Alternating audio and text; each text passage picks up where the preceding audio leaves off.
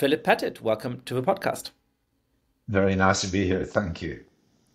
One thing that I talk a lot about on this podcast is the idea of liberalism and philosophical liberalism. Persuasion understands itself in many ways as a defender of liberal values. Now, you come from a tradition that is related but subtly distinct, that of republicanism. And I think one of the interesting things we can work through in this conversation is how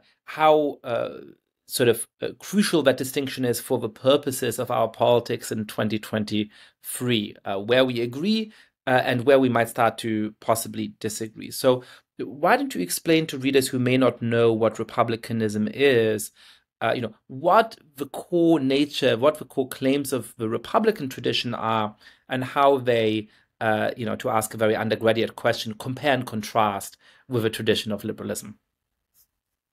Well, on the compare, the main thing to be said is that they both prioritize the ideal of freedom. So the language of freedom is very much to the fore in each way of talking.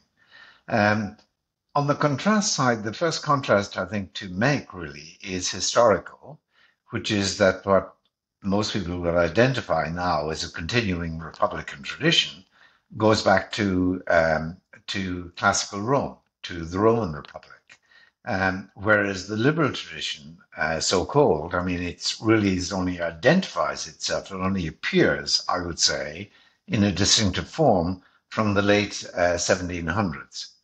So that's the real point of contrast. So the contrast, though, in conceptual terms, is mainly a contrast in their way of understanding freedom. So the way of understanding freedom that the Romans had very much, although of course it's underwent development and in its interpretation, its application and so on, but the way that they understood it was that in order to be free, you basically had to be free of a boss, so to speak. It was just having a boss, having a master, having a dominus in the Latin phrase that made you unfree. And they made this, so to speak, visible or salient by a particular image, which was the slave whose master is very kindly, gentle, gives the slave more or less carte blanche, is very gullible anyhow, that the slave can run rings around the master. And for the Romans, that person, though they could act as they wish almost across a whole range of choices, were not free because they suffered what the Romans called dominatio, which meant simply the existence of a master. Now, of course, the master didn't actually interfere with them, but he still made them unfree because whatever they were free to do, whatever they had a choice in doing, they were free to do only because the master allowed them. So it was ultimately the master's will that remained in charge. And that's a very important idea in this long Republican tradition, which begins in Rome, as I say, but it continues through, for example, the northern Italian cities of the High Middle Ages, the Renaissance cities, into the Dutch Republic, the Polish Republic, the English Republic of the 17th century, and of course the American Republic in particular, and Revolution, War of Independence of the 18th century, as well as in the French. In these traditions, they identify freedom very much with not being subject to the will of another, even another who is a gentle master. So, for example, the Americans, one of the great sort of complaints in the 1760s that you find is that while the British Parliament, and they focused on the British Parliament as the master, while the British Parliament has actually lifted the Stamp Act, and in that way proved itself kindly, in an associated act, they declared that they had the right to introduce that sort of taxation as they wished, the right and the authority. So as a way of asserting we are the boss, even though we're in this instance proving to be a kindly boss or a kindly master. Now, in the rival classical Republican tradition, and nowadays I think we'd say neo-Republican, maybe libertarian, in that classical Republican tradition, the idea was to be free meant simply you weren't actually interfered with, that made it easier in a way to be free, because you could be free then and yet have a master who could interfere if they wished in the life of the person. That did not make you unfree. And of course, that suited the purposes of lots of people in that period, because it enabled them to say, for example, that no matter how harsh a factory owner was, for example, a manager dealing with his or her workers, with their workers, it was nonetheless, sorry, it was even though they had the power of throwing their weight around, insofar as they didn't actually throw their weight around, those workers were perfectly free. Someone like Jefferson recoiled from that idea, didn't even want industry in North America, because he thought the factory regime inevitably put workers under the will of the employer, who could throw his weight around, so to speak, without danger of the workers moving or going away, because there wasn't anywhere else much to go away to that was at least acceptable. So let me puzzle through this. I find this really interesting, and I thought a lot about these themes when I was an undergraduate and an early graduate student. I think clearly the social and political ideal of not suffering domination is a very important and attractive one. You can see that in stark examples, like an enslaved person in the Roman Republic who may have had a kindly owner who allows them to go about their lives relatively freely, but obviously it would be strange to call them free, because the fact of being ultimately subject to the arbitrary will of somebody who literally has property in them makes them a paradigmatic example of what it is to be unfree. I think in a much more kind of in a less extreme way, but that perhaps we can relate to today, I always end up thinking of the UK, I suppose the US version of The Office. The employees of David Brent are often free to do as they wish. They have a lot of liberties, perhaps more liberties than they should have in a well-functioning office. But because they are subject to the arbitrary whim of a narcissistic boss, they chafe under this real sense and feeling of domination. And I think that gives a good sense of what the social concern is here, right? I guess there's then two questions, right? One is, how much of a challenge is that to traditional philosophical notions of freedom?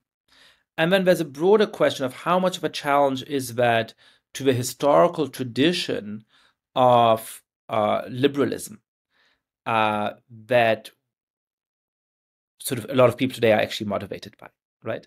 Now, again, insofar as some philosophers have defined freedom merely as non-interference, I think you are right that you can come to these examples and say, hey, here's an example of a worker, at David Brent's office, or in a more extreme example of an enslaved person in the Roman Republic. They're not being interfered with, but surely they're not free. And so that philosophical conception of freedom as non-interference is incomplete. We need to change or amend or supplement it, right? As a matter of going through liberal philosophical tradition, I guess I wonder whether there are any liberals on your accounting, because somebody like John Stuart Mill, one of the classic liberals, talks deeply about domination in texts like On the Subjection of Women, right? Where he says, hey, even if I as a husband want to renounce my rights over my wife that English law gave me in the 19th century, because I'm not capable of doing that, it changes the nature of our relationship in a way that does damage to it, but actually does damage to my ability to live in a relationship of equals to somebody. So John Stuart Mill certainly recognized, I would argue, the social ideal of non-domination. And when you're looking at the core liberal freedoms that liberal states have granted their citizens, certainly in the economic realm and other realms, there's things where we might want to supplement what they do, but some of the core rights, the First Amendment in the United States, the right to freedom of speech, the right to freedom of assembly, the right to freedom of worship, all of those surely are not just meant to ensure non-interference, but they are motivated by non-domination. So I guess, how much is this a way of redescribing what the liberal tradition is and how it should understand itself, and how much is it actually a challenge to the liberal tradition? Gosh, there's a lot to cover there, but let me just mention. Well, first of all, the American Constitution, as we have it written in 1787 or so, it does reflect, I think, very long tradition of Republican thinking, as all of the founders were well aware. Constantly refer back to the tradition. When they campaigned, in many cases, they actually wore a toga. They were that aware of the Roman connection, and that's where they were coming from. Another side comment, just relative to what you said. John Stuart Mill, I would not describe as a classical liberal, nor would he have described himself in those terms. And the phrase in those days that he would have used and would have used of him is that he was a modern liberal. And modern liberalism, as they used in the 19th century, was decidedly a different sort of view, really, from the classical liberalism, as it later came to be called, of the early part of the 1800s and the very late 1700s. Actually, it's ironic. The way of thinking that I've described as the neoliberal or the classical liberal way of thinking, it actually appears first, I think, most clearly in the work of Bentham, of Jeremy Bentham, when he explicitly says, what is it to be free? And says it is to be free of restraint and constraint. And he concludes from that actually that means that the law itself actually makes you unfree because it restrains you, constrains you, and so on. He, of course, was a utilitarian, so freedom mattered only as a component in overall utility welfare, and that's what he was interested in. But his line on freedom appears to have been taken up by a range of thinkers who wanted then to say, as Republicans had always said, that the really high and almost the only value is freedom. And now where the Republicans had said the only value might be freedom in the sense of non-domination, that actually supported a very rich policy package. We can come back to that if you like in a moment. But once you say freedom is the be-all and end-all, and I mean by that freedom is non-interference, being let alone, then that gives you a very, very different policy package. And maybe we can talk about those two policy packages to bring out the difference between these two ways of conceptualizing freedom. On the word liberal, though, let me just say, the word itself, indeed the word Republican, is also problematic because, for example, most of the English thinkers and theorists that really influenced the Americans in great part, and they did not describe themselves often as Republicans after 1660 when the king, they described themselves as Commonwealth men often, for example. Because the word republic had suggested we're against a king, whereas by that point they'd come to think not having a king is really not all that important in republicanism. And that's just what's important is not to have a king who's like a slave owner, who's got that degree of charge. So the word liberal is really hard to use and hard to interpret often. And it is worth remembering it only came into usage in the early 1800s in the sense in which we use it.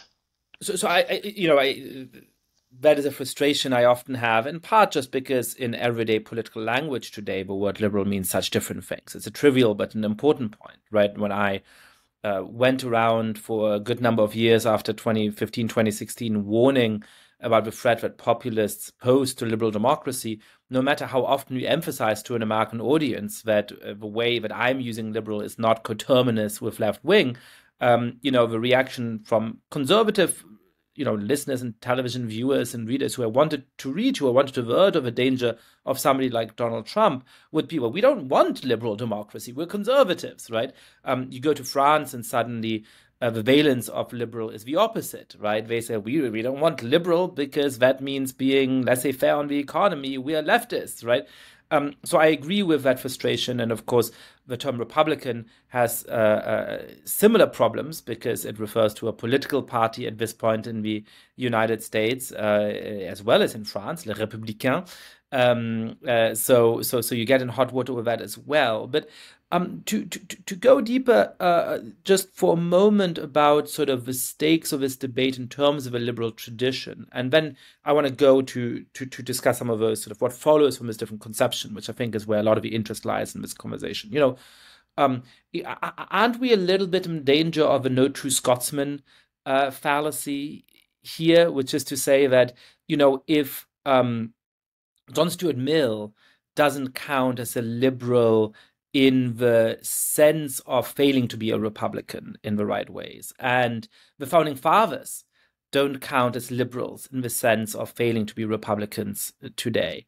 Then it feels like to some extent we've been reduced to a dispute over words, right? Which is to say that I think of myself as a liberal today because I think that for all of its flaws, the United States Constitution and the Bill of Rights and those founding documents help to point the way towards a better society, which we have in part realized and which we have to do more work to realize more fully, right? I think of myself as a liberal because John Stuart Mill, in his writings on freedom of speech and on liberty, but also on things like the subjection of women, has given us a lot of understanding of what the social ideal of equality would look like in a free, diverse society. Now, if you convince me that they're not really liberals, but rather Republicans, I guess perhaps I'm willing to concede the point, but it doesn't actually move me from my political position. So, so in the liberal tradition,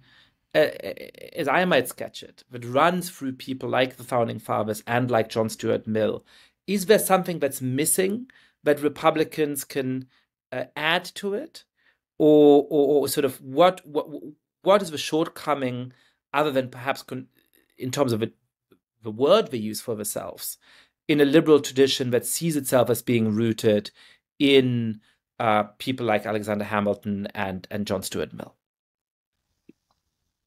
Well, the words are certainly a bit of a problem. That's why, in a way, I was trying to talk about two different policy packages, directions you would be taken. I should say that, there's a recent book by Daniel Lehman on Locke, and there's a book by an ex-student of my own, John DiIulio, on Mill.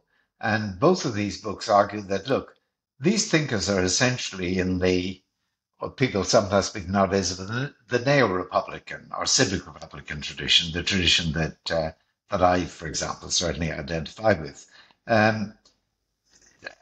Maybe we should just put aside those arguments. I mean, the tradition I hail or think very well of is certainly embodied in the American founders and is embodied in to a great extent in Locke and in Mill. But of course, a figure like Mill, for example, he has much more to him than what traditional Republicans had. What he does really is take the notion of freedom, I would say, is non-domination, as it often is, for example, in the subordination of women and in various of his other works, as John DiIulio shows. But he also had a strong commitment to sort of romantic individualism. Now, that is a different strand of thinking from what had been there in those earlier thinkers. So these are very original figures, and there isn't a particular set of ideas that you can find in all of them exhaustive of what they say. They obviously aren't. I needn't Wait, say. so I let's. didn't So I tell agree you with you. that. So I think that was clarifying, but let's go away from the historical debate over which term Good, to use and where to locate whom, and say, all right. So good. if you think of freedom today, as I Yes, think many people do, as non-interference, right? Like you yes, are free when there isn't somebody telling you what to do, right? You are yes. free as long as the state isn't passing certain laws and regulations that constrain your freedom of action, right? That is one way of thinking about freedom, that you label freedom as non-interference.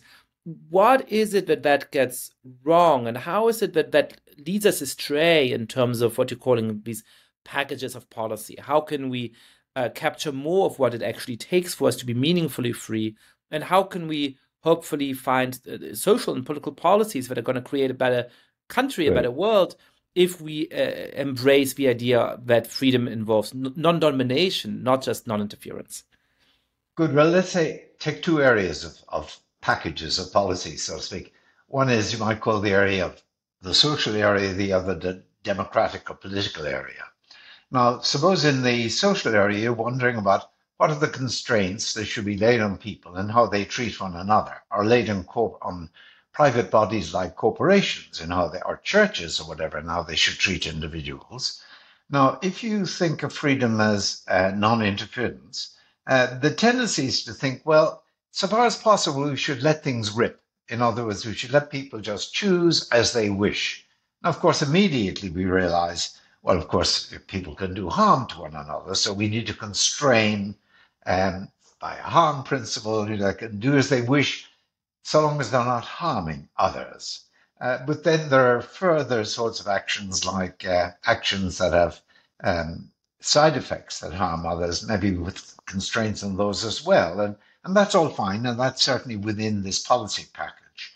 But for example, when it comes to issues of well, let's take two cases. When it comes to issues like that of social security, or, should people be helped in order to educate their children, in order to uh, be medically insured, in order to be judicially insured, of having representation if they have to go before the courts or whatever.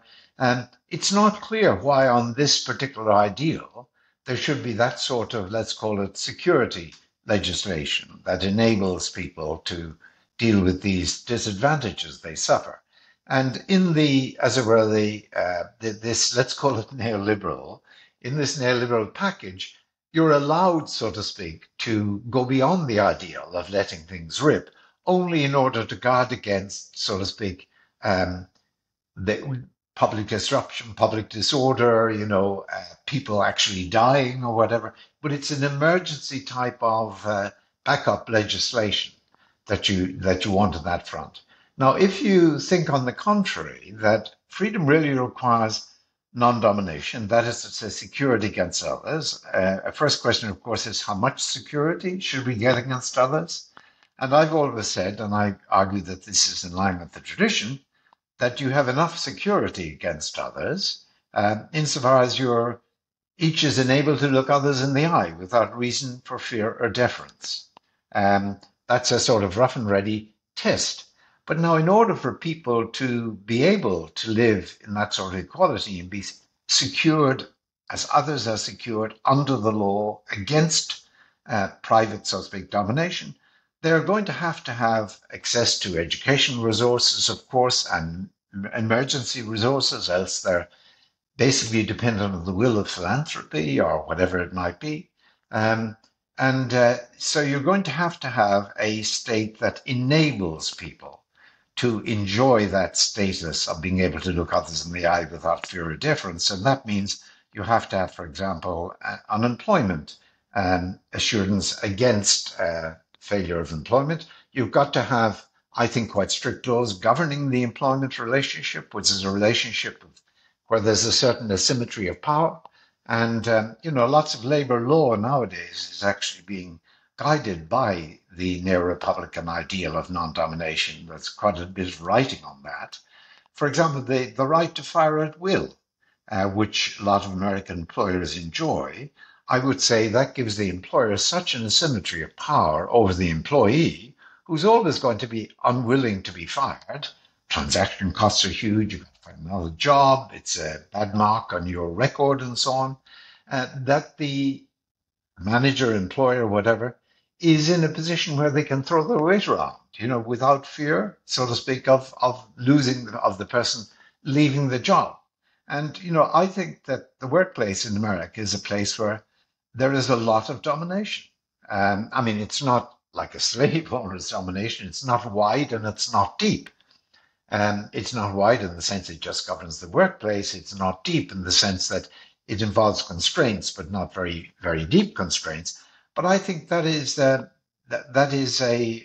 site, for example, where these two ideals give very, very different lessons.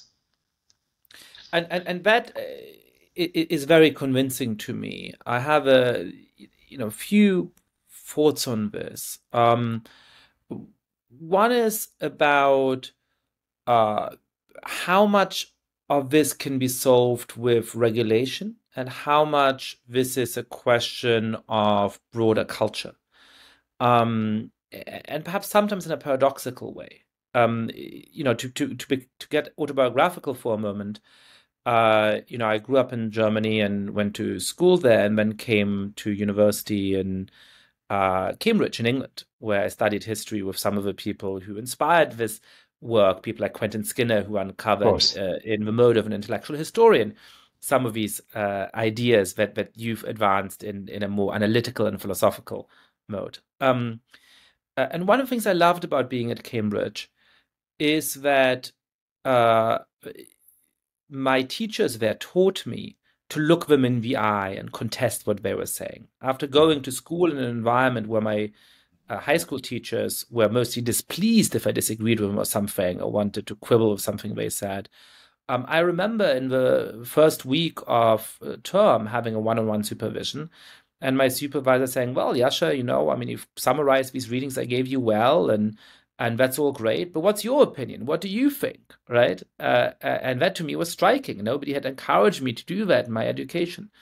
But oddly, if you analyzed the rules and regulations of Trinity College, Cambridge, it was an incredibly hierarchical place. The fellows of the college sat at high table, right? They were sitting raised above the students in a separate area of a dining hall when they were having lunch and dinner. There was beautiful lawns in the middle of these medieval courtyards, and they were allowed to walk across the lawn, and I, as a student, was not. If I did, a porter would reprimand me in very firm terms, right? Now, one thing I did during college was to do a lot of theater. I thought I wanted to be a theater director, and I went back to Germany and worked in a professional theater for a year as an assistant director. And I thought this was going to be my career. The deal was that you do that for 2 years, then you get a production of your own, and if that goes well, your career is sort of launched. I hated it. And I hated it for various reasons, including the fact that though everybody was buddy-buddy, for everybody addressed each other by the informal address du rather than the formal address sie in Germany, whatever we talked about, I was supposed to be differential to the director, not just when we talked about the details of the artistic production, which was fair enough, I was there to assist, but even when we talked about politics or football, there was a social expectation of deference. I could not look the director in the eye. But that gave me this sort of strange sense of, how do you create a culture where you can look each other in the eye? Because if you analyze the institutional setting from the outside, you would look at Cambridge and think, what a hierarchical place. And yet it did give me that freedom that I could sit across these very accomplished academics as an 18-year-old and say, I disagree with you, I think this. They were making me do that. They were encouraging me to do that, right? Whereas in the setting of the theater in Germany, where we're all sort of sitting around having beers and pretending to be friends, I felt that I had to hold back. That if I, disagreed with my boss about, his analysis of a sports game yesterday, that would not go well for me. I see. Well, that's. Let me talk about the first point you made about culture and regulation. I think culture is deeply important in a case like this, but I think that law and culture, support one another. So, for example, in the employment area, I think it's very important that there are appropriate laws. For example, that there isn't a right to fire without cause. That you at least have some sort of procedure laid down. That an employer, at least with an employee who's been there for a certain time, has to go through in order to establish that it's okay to let this worker go. And that need not be absolutely horrifically difficult or anything, but it's just that it puts in that sort of block. Equally, I think there should be laws that, at least in many areas, do not impose a no-compete clause. In lots of areas of employment in North America now, as you're aware, lots of employment clauses say basically if you leave voluntarily, you can't work in the same industry for a certain amount of time. That's extremely restrictive and it disempowers the worker. Or an abridgment clause, arbitration clause, as many employment contracts have now too, which requires that if there's a dispute between the employer and the employee, it should go to arbitration, not to a court. That effectively blocks the possibility of class action against the employer. there are all sorts of laws like that that need changing, I think. And now I think, May I just above all, yeah. ask for one quick clarification on that. Um, it- I'm trying to map that back on for the listener to the terms of non-interference and non-domination. It seems to me that some of those laws you could oppose on grounds of non-interference as well, right? I mean, when you have a non-compete clause, what that means is, I quit my job at McDonald's. I want to go work at Burger King. And some of these non-compete clauses in the United States now, I agree with your strong opposition to them, don't just cover highly specialized professional workers with insider knowledge. Yes. They cover those kind of fast food workers, right? That is clearly wrong. But that is a form of interference, right? It is the state telling you, I'm going to uphold this contract that means you can't go and work for Burger King. So it's a form of interference. So you could have an argument against this on grounds of interference. Is the worry that that's not getting, that even if you can get there from on non-interference grounds, it's not expressing sort of the full extent of what's wrong with this?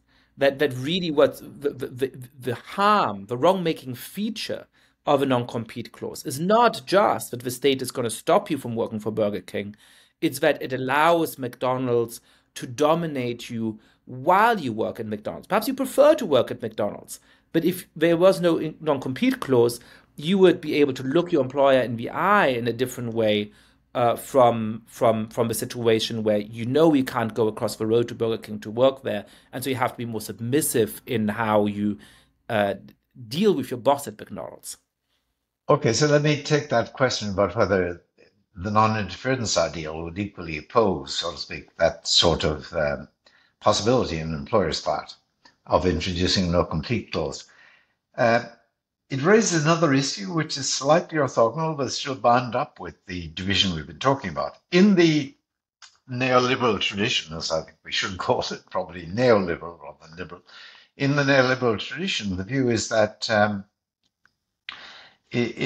if you've entered a contract and signed up to a contract, then that means that anything that happens under the terms of the contract is okay because you have signed up to it. You, so to speak, have indicated it's by your will that whatever happens under the contract happens under the contract.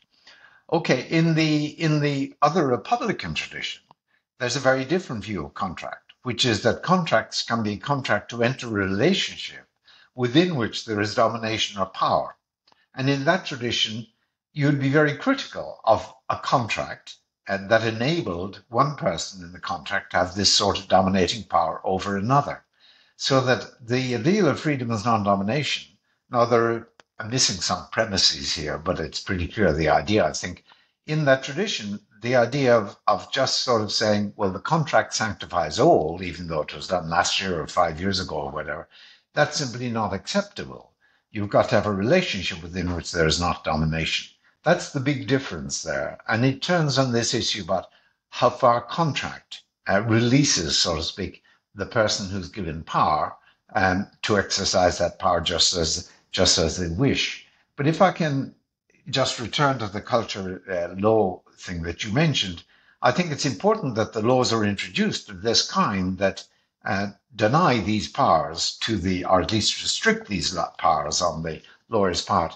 But equally, it's very important that the culture among the workers should be that of standing together, for example, as far as they have a common cause, as they often have in many of these cases, and that they're enabled to act as a group, usually against a much more powerful employer, often a corporate employer. And the right of unionization is absolutely, it seems to me, sacrosanct to that extent, to organize. And, we've seen that decline massively in the United States, and there's a very strict correlation worldwide between the decline in unionization and the decline in the wages of those who otherwise would be unionized.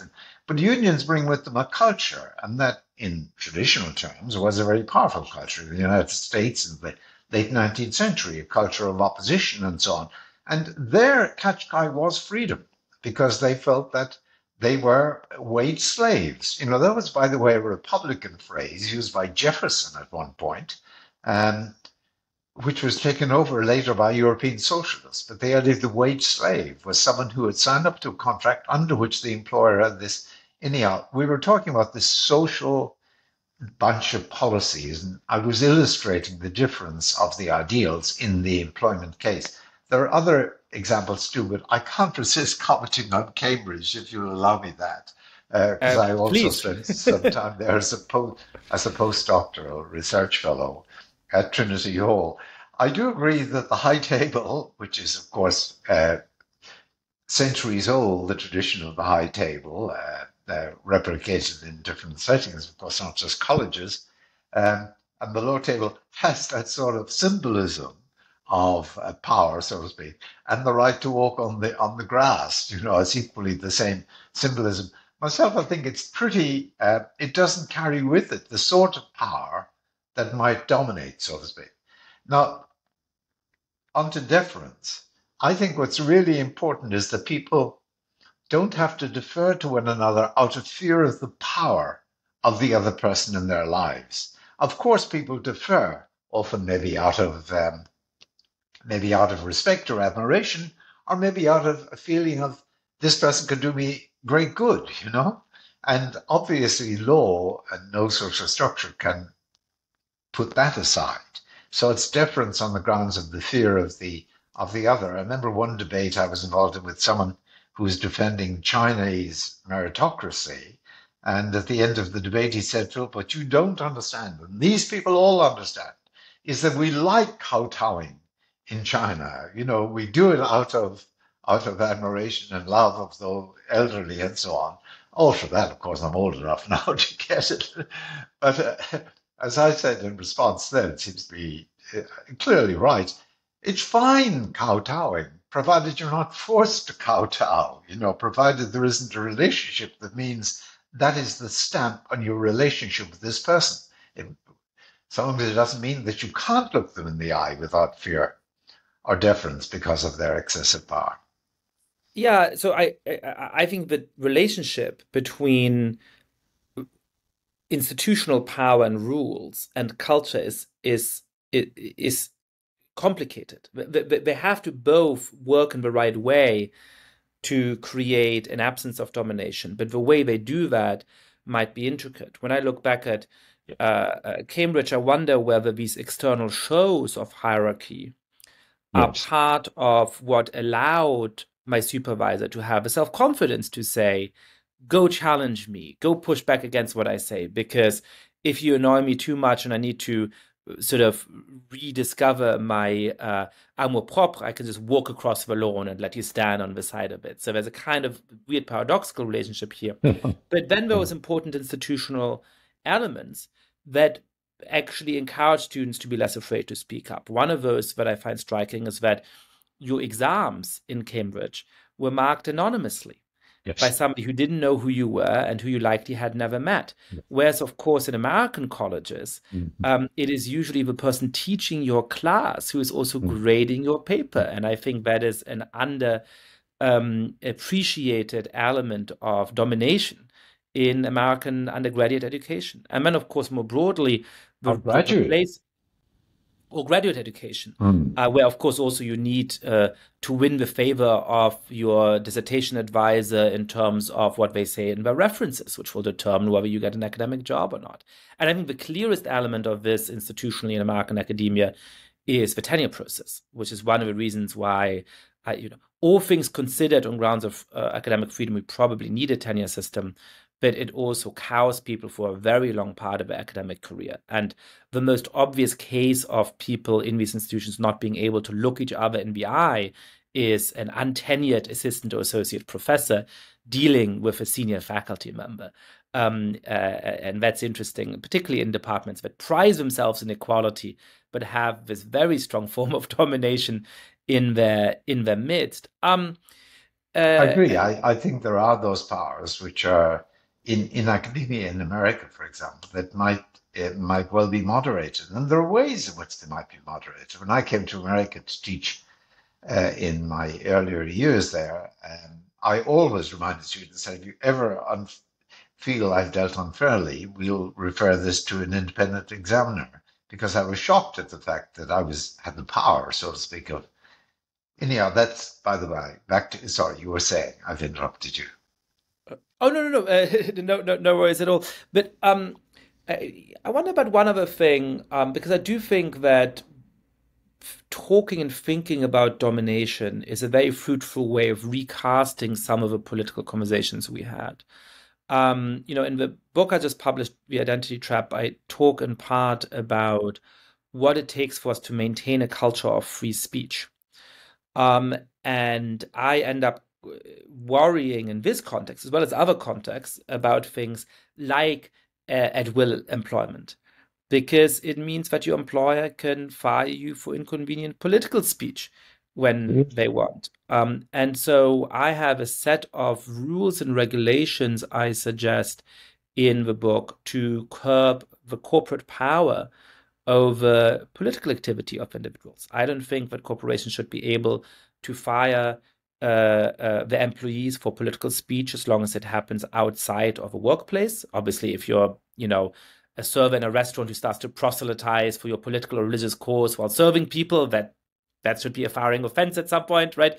But if you're doing that in your private space, it shouldn't be. And I think that providers of key public services that might be private providers, but that provide services that most citizens need for key functions of their life should not be allowed to sever their relationships with you on political grounds either.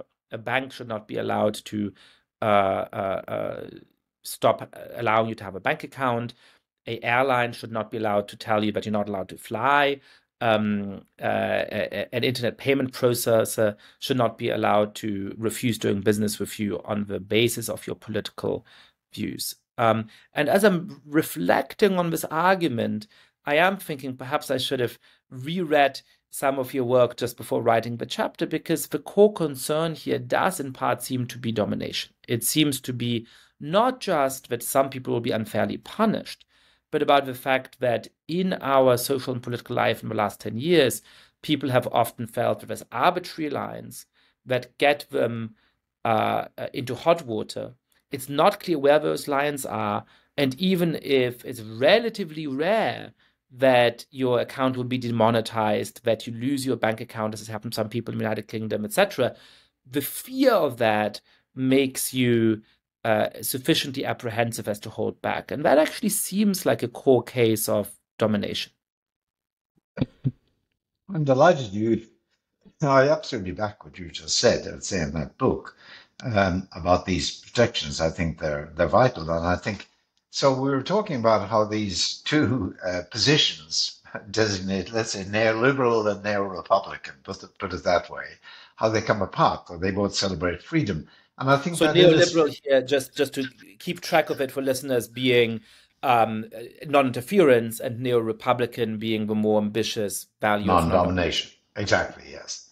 And where liberal in the ordinary usage wobbles so much that it's important to use neoliberal rather than, and neo-republican indeed too.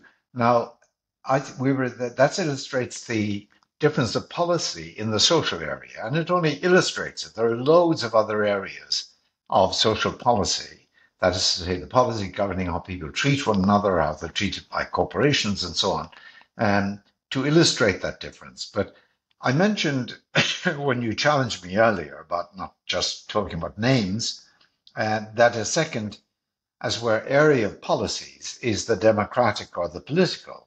And that bears on those laws that govern how the lawmakers relate to us, the law takers, the decision takers, so to speak, how the decision makers relate to us. And here, this very interesting thing was people who go the neoliberal way, traditionally, almost all say, well, look, law may be necessary, but law is essentially an affront against liberty. It's sort of, depriving us of liberty. Now, it may give us more liberty overall than it deprives us of. It may perpetrate less interference in constraining us than it prevents in constraining other people from interfering with us. That's the sort of line. Now, I think that is very different from the neo-Republican line, because on that line and on the classical Republican line, going way back, you're free only in virtue of the law and the norms and mores of the society, giving you security or protection against others in the society, and indeed giving you also resources, as in the social security legislation we were talking about. You're only free in virtue of the law. It's that that enables you to look others in the eye without reason for fear or deference.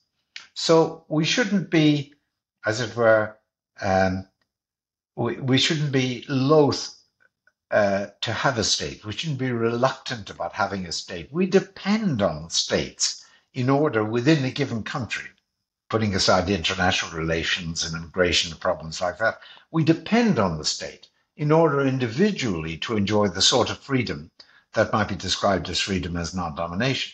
However, of course, the lawmakers, they can also abuse the power that we give them to make laws. They can begin to make laws, for example, that that run against the interests of a whole sector of the society if a majority support them. They may begin to make laws that suit the cronies, that support them financially or whatever, and that don't really suit anybody else, but they can get away with by covering them, smothering them, so to speak, swaddling them in clothes of appropriate rhetoric. We all know that. So what's really important too is that while the state is entitled to interfere with people, that it doesn't interfere in a dominating way. The point is, if you think freedom is non-domination, then there are two radical conclusions that make a difference with neoliberalism.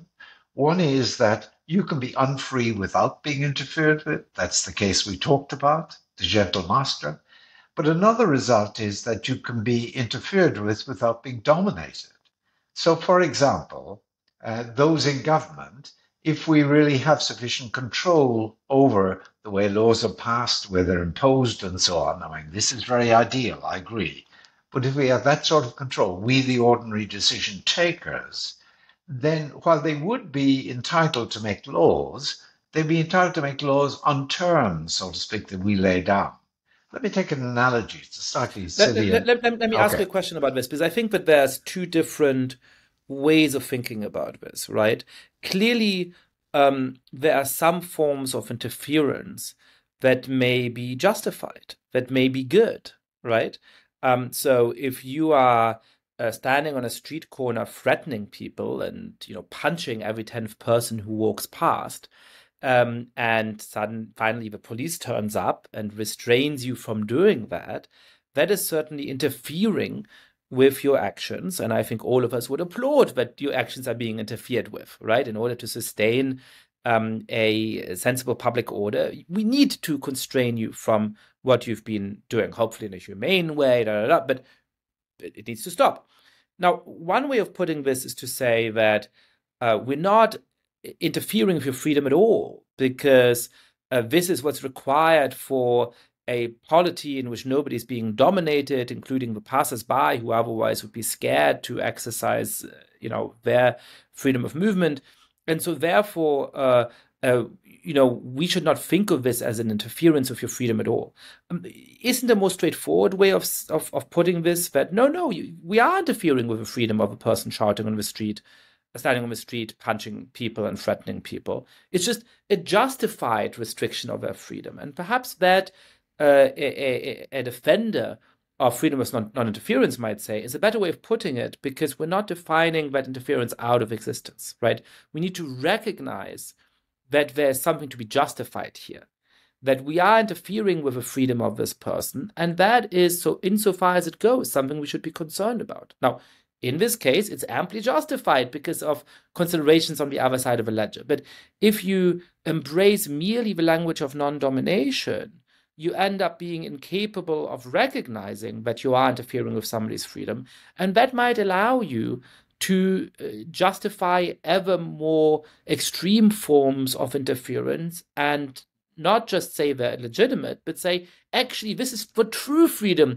consists in. And you could turn into a pretty Orwellian state if this goes wrong, where you are, robbing people of the language to even address the ways in which the state constrains their actions. I'm rippling here with, with objections. Let me just take great issue to raise, Yasha. Thank you. Um, Two ways of thinking about the case of the police interfering like that for the benefit of most people in the society, in the streets, certainly.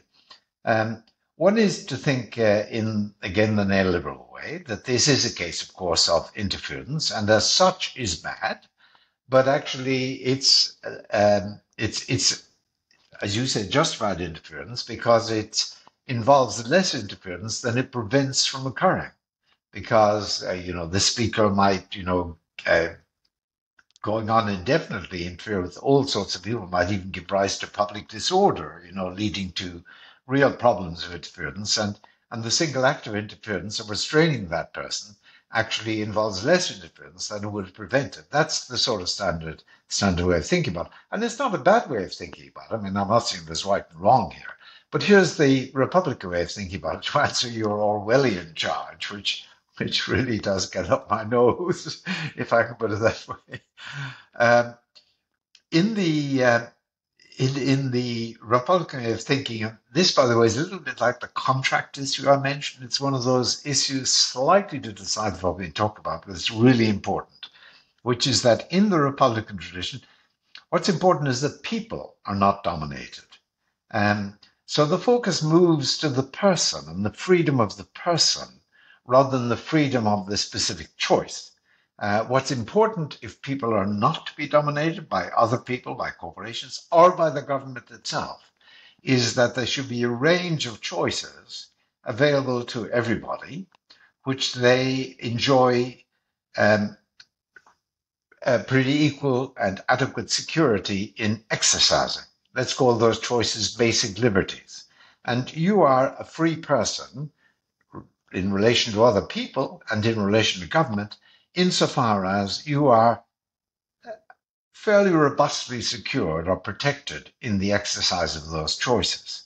Now, of course, it's true that in setting up a regime under which people can enjoy that sort of non-domination in relation to one another, there have to be laws that interfere, as I said, interfere, for example, in preventing certain crimes occurring, or interfere in ensuring that certain taxes are paid, for example. There have to be laws of that kind, but those laws are not dominating laws.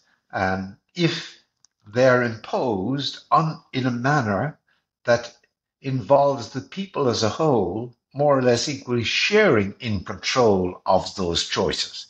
So a government decides this is illegal, that's legal, this is criminal, that's non-criminal. They have to make decisions like that in government, of course. But insofar as those decisions are not made with arbitrary power, with just a power of making any decisions whatsoever, insofar as they're made only on terms that the people impose on those in government. To that extent, they don't dominate the people under which they live. Now, the person put in jail because they've been causing public disorder, whatever, they remain a free person because they knew the terms under which they would enjoy not being in jail, that they go with the laws, they remain a free person. But of course, it's true, their choice has been restricted. And I don't mean to deny that. Okay, so there's a natural limitation on how far the state should go. It's got to maximize, I would say, the range of choices in which we can enjoy security against one another. And it's got to do this in a way that ties its own hands so that it does it only under the control of the people.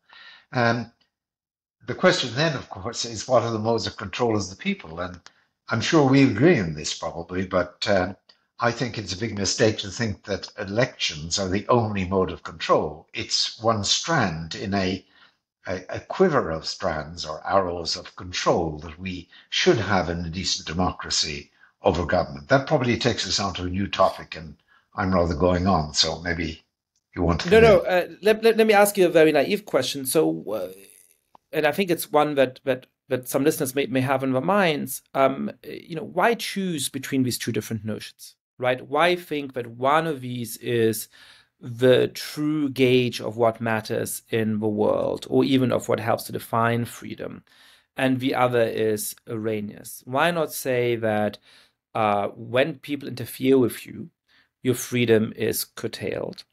But when you're dominated, your freedom is also curtailed. And in some situations, these things are going to point in the same direction, and those are relatively straightforward. And in some situations, these two are going to come apart. And in those moments, the fact that we can refer to those two different conceptual traditions actually helps to explain the situation, precisely because it helps us to describe how it is complicated. Yes, we are interfering with a person standing on the street corner and shouting. And insofar as that goes, that's something we should be concerned about. But this also helps to ensure that public order is maintained, or that people don't feel dominated by random violent people in the street who might assault them, and therefore, even if they haven't been interfered with, refrain from going out in the street. And that's also something that matters. Isn't sort of accepting both of those terms as being useful in their own right something that helps us bring out the subtlety of the situation in a way that just sort of switching from one to the other does not? Okay, let me respond to that. This is a terrific conversation. These are great challenges. Okay, so I would say, why choose one rather than the other?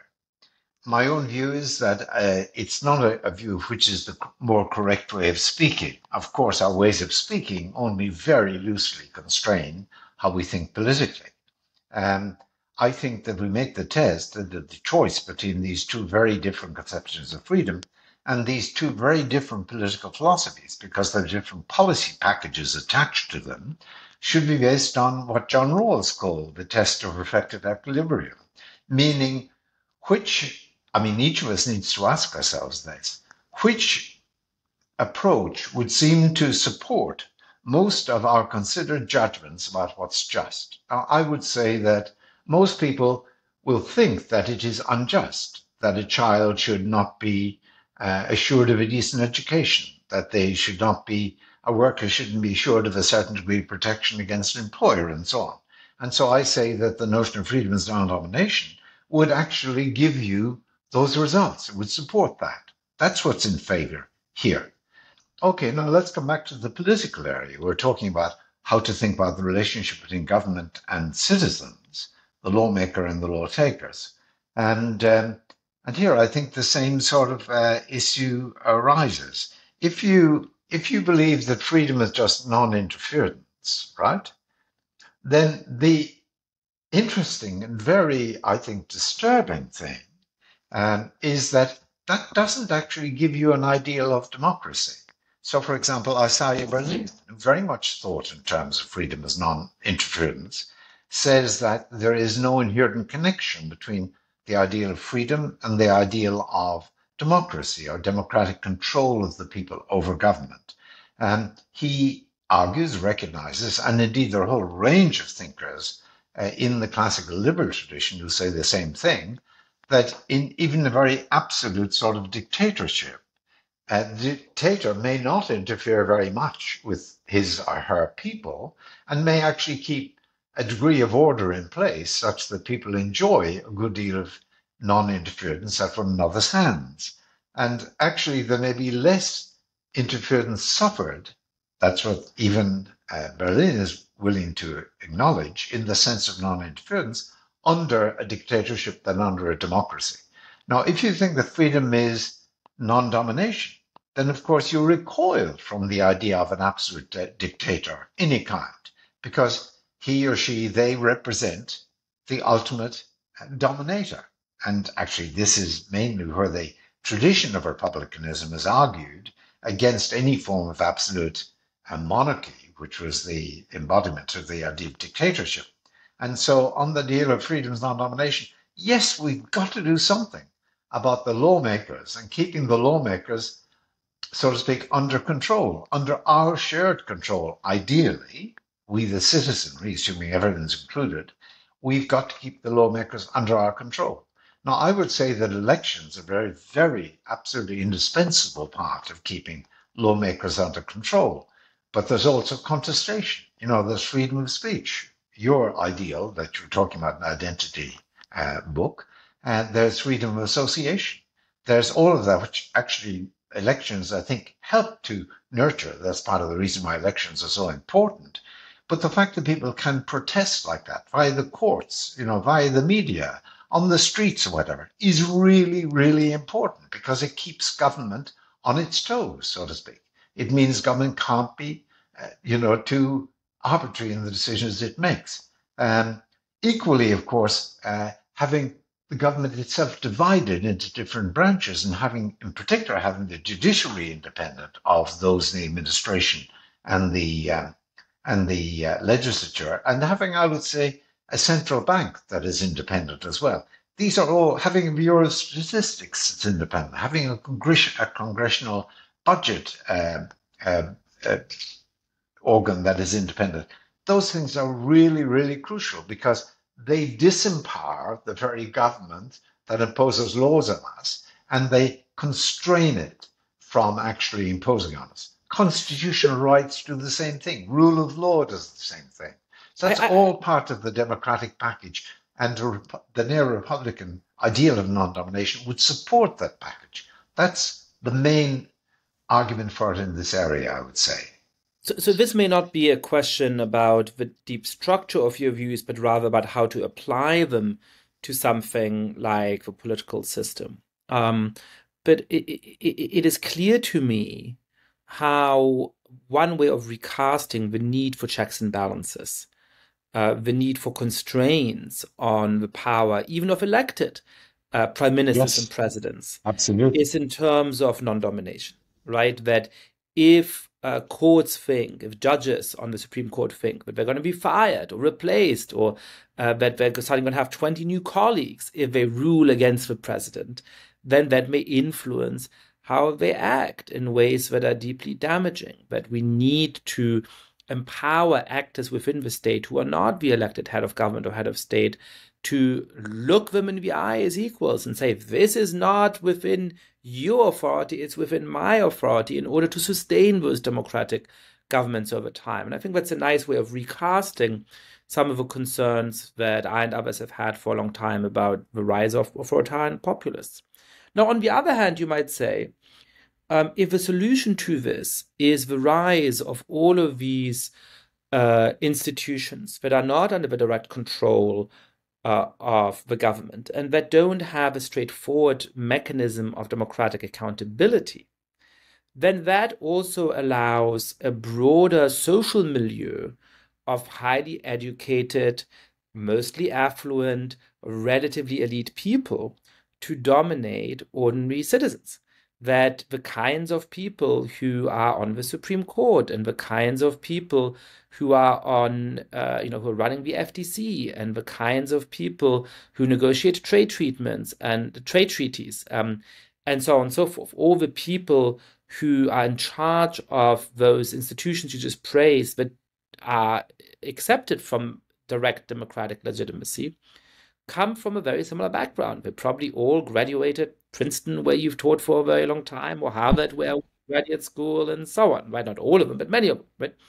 And so in protecting against one form of domination, aren't we opening the door to a second, broader social form of domination? Yes, I think we are. I mean, that there is a possibility and a danger there. And there's therefore a reason why, in thinking about democratic institutions, we need to extend our thinking to include the protections against that sort of elitism. Of course, there's elitism and there's cronyism, and they are quite different and need different ways of dealing with them in a way. I mean, I think that I think there are a number of measures. I mean, one is I think we should have more recourse to what people call citizens' assemblies, in which you get a statistically representative sample of the people together and persuade them, maybe 200, whatever, in the course of a year to think about a particular issue of legislation and to give advice on that. I mean, the Irish did that extremely well, if I can cite my own original home country, prior to recent referenda. And it's clear that people felt that, well, if this group, which are representative of all of us, really argued that same-sex marriage was, say, one of the issues, that this really was something required by our principles and our views and our values, then that really is important, and it's not just passed down from an elitist group that may not be of my type. So I think that it's a very small device, but I think that device, for example, can help to guard against elitism as such in some degree.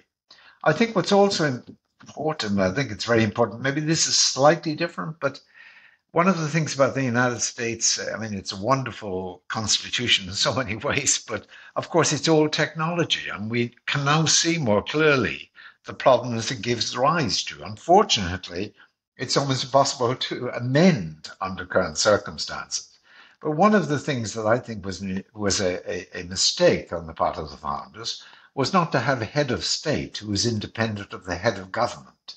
I think it's very important that you have a head of state that is seen by people as representative of the state, of us all together, and can be as like a flag, something around whom we rally, even as we belong to different parties and different sort of pressure groups and different causes, and see as the basic source of unity.